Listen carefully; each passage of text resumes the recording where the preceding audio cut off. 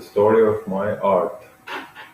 As you already know, I will talk about my artwork and what is it about, and what I wanted to show with it. But before I go into this series, I would like to talk about today.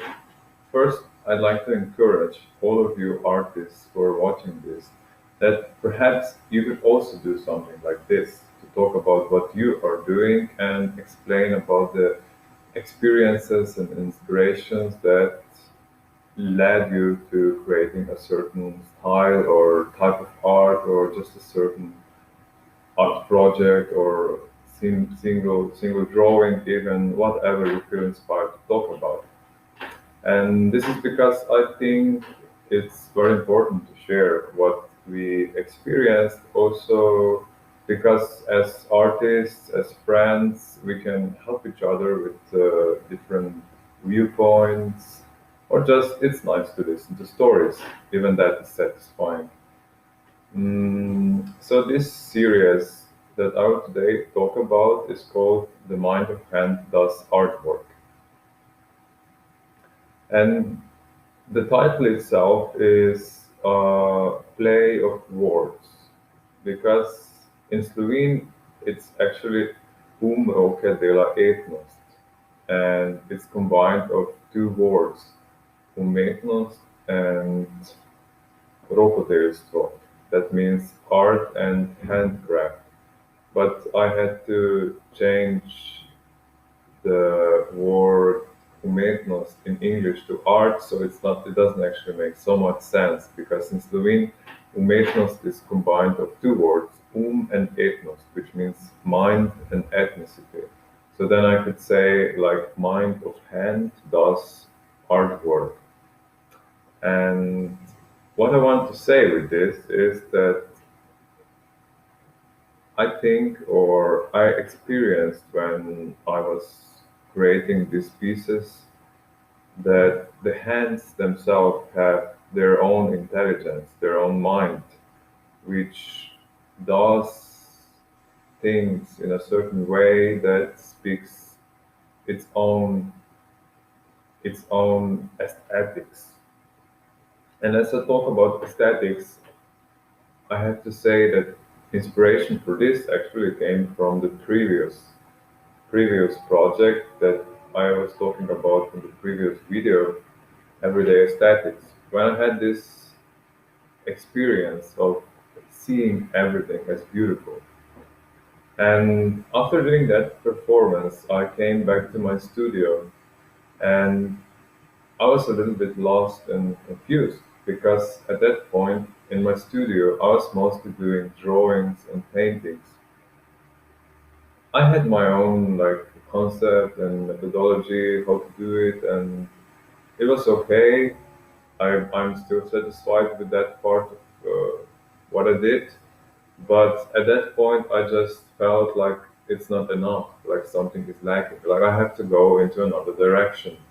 So then it just kind of naturally came to me that as I could see in every little piece of nature being beautiful, it was almost as not really making sense that I would try to paint and create something with my own hands that could compete with the beauty that the nature itself creates.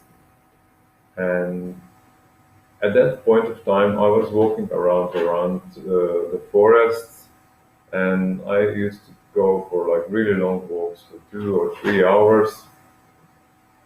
And as I was walking, I was really trying to be as much present and observing everything I could see and feel the nature and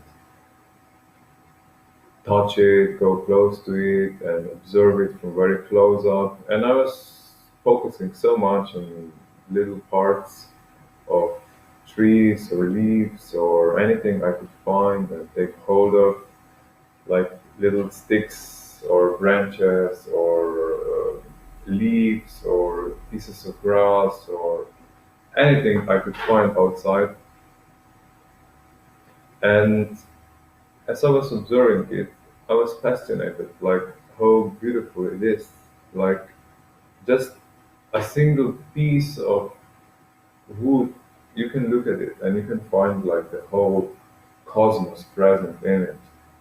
You know, you just have to take time and just look at it and care about how it looks like and just continue looking and it just opens up and as you're looking at it you can go deeper and deeper and deeper and focus more and more and it opens up more and more just with one single glance or like one single act of looking you can find so much everywhere and this is something I want to show again.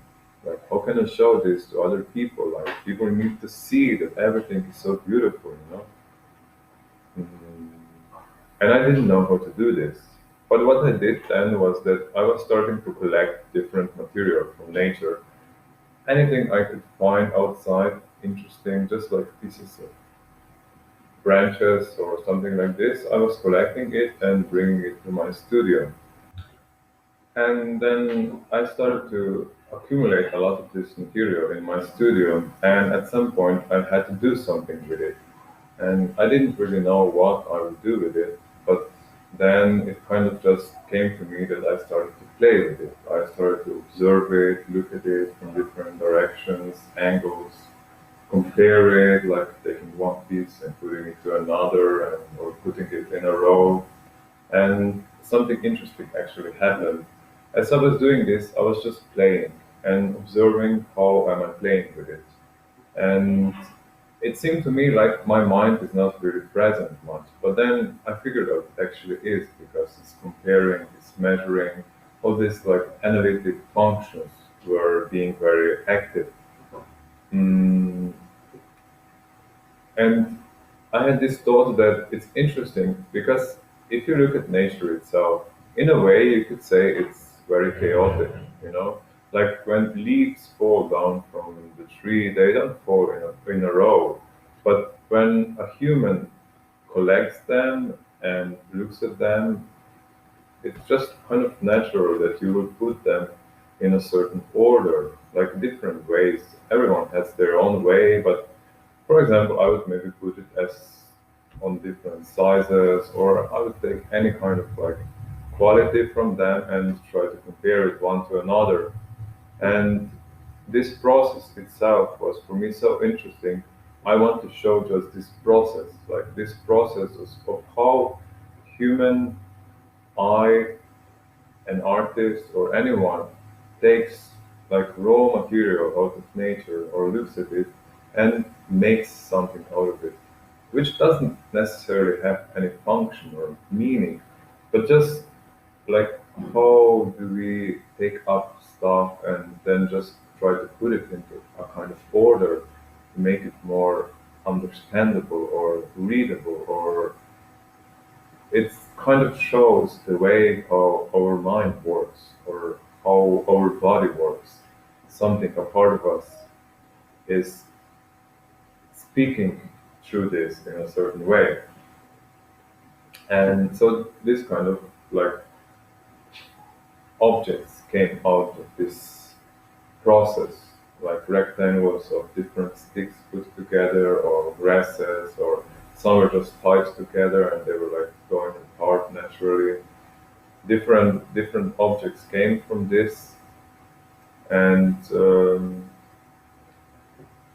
it's interesting then to see how people responded to these artworks because what I wanted to reach is that they would go close to these objects and they would look at them and that they could find a moment of observation and go really deep into certain detail or just the whole structure of the thing, to take time to notice this beauty which I talk about so much.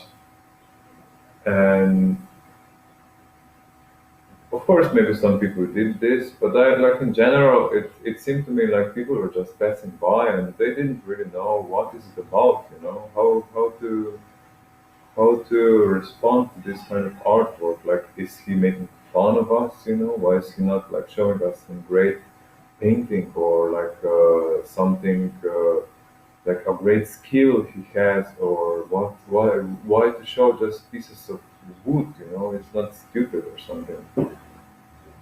So I think it's a problem of communication, maybe, or presentation. It should be shown in a certain way. But then I was thinking a lot about this idea, like how to really make people go and see beyond the representation of an object, like to see beyond that a stick is a stick, but to look at it from an aesthetic point of view, like to observe the color of it, like the form of it, like this all aesthetic parts of it, and you can observe in this way anything you see. And actually, I did another series of works, which I will talk about in the next video, which was then kind of next step in the process of this intention. Well, that's all about this series. And if you'd like to see the works more closely or like for a longer period of time than in this video, you can check my website or any other social media channel. And you're welcome to ask questions or anything. See you next time.